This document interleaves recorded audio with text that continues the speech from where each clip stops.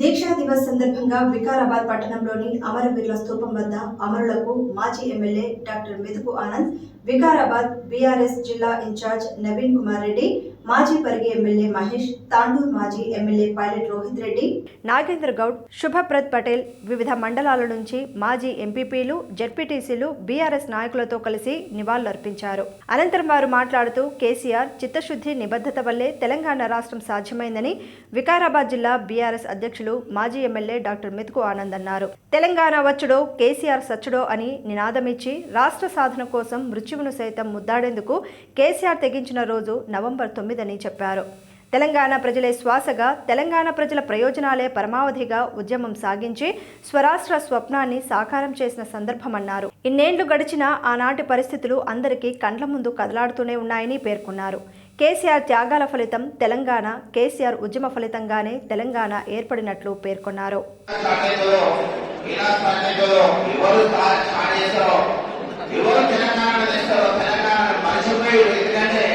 తెలంగాణ వికారాబాద్ నుంచి ఒకప్పుడు మనకి చెన్నారెడ్డి గారు తెలంగాణ నినాదం చెప్పుకొని ఆయన ముఖ్యమంత్రి కానీ తెలంగాణ నినాదం అనేది మర్చిపోయారు.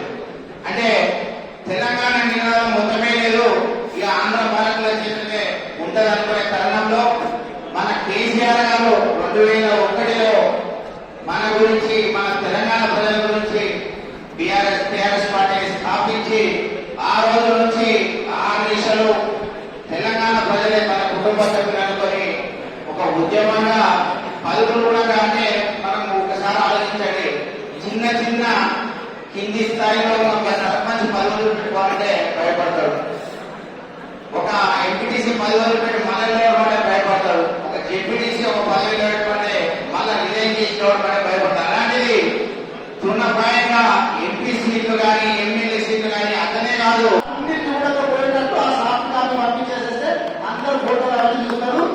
కాంగ్రెస్ పార్టీ గతమైపోయింది, రాబోయేటటువంటి మళ్ళీ ఏం చేసుకోకపోయినామంటే కేసీఆర్ గారి దీక్ష. ఈ రోజు కాంగ్రెస్ పార్టీ గతమైపోయింది, తొందరలో మా గవర్నమెంట్ వస్తుందని చేసుకుని పోవాలా. ఇప్పుడు ఇందాక నేను చెప్పినట్టు సోదరుడు ఉమ్మడి మహబూబ్ నగర్ కు సంబంధించిన లోకల్ బాడీస్ లో, అంటే సోదరుడు అన్న నవీన్ కుమార్ రెడ్డి గారు మాట్లాడాలని అయిపోయిన తర్వాత ఉద్యోగాలకు సన్మానం కూడా ఉంటారని ఆయనప్పటికీ అనే విషయాన్ని తెలంగాణ, యావత్ తెలంగాణ గుర్తించుకోవాలనే విషయాన్ని నేను గుర్తు చేస్తా ఉన్నాను. మరి 2001లో పార్టీ పెట్టిన నాటి నుండి 2009 వరకు ఉద్యమ పోరాటం ఒక దశలో నడిస్తే, మరి 2009లో కేసీఆర్ గారు ఆమరణ నిరాహార దీక్ష చేపడమన్న రోజు నుంచి ఉద్యమం ఇంకో దశలో నడిచింది. 14 సంవత్సరాలు అలుపెరగని పోరాటం చేసి ఉద్యమాన్ని పోరాట దిశలో నడిపించి అలుపెరగని నాయకుడిగా కేసీఆర్ గారిని మనం గుర్తించుకోవాలి. మరి 14 సంవత్సరాల తర్వాత తెలంగాణను సాధించుకొని ఏకదాటిగా 10 సంవత్సరాలు మరి రక్తాన్ని రంగరించి తెలంగాణకు కొత్త ధనాన్ని తీసుకొచ్చిన నాయకుడు మన ఆలోచనలో మనం చూస్తుంది.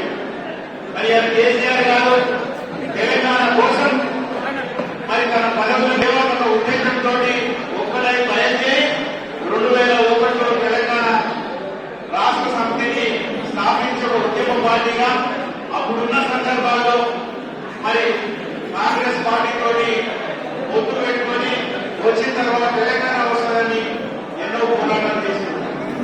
మళ్ళీ ఎన్నికలు వచ్చిన క్రమంలో కూడా యూపీఏ ప్రభుత్వం తెలంగాణ ఇస్తా అని మరి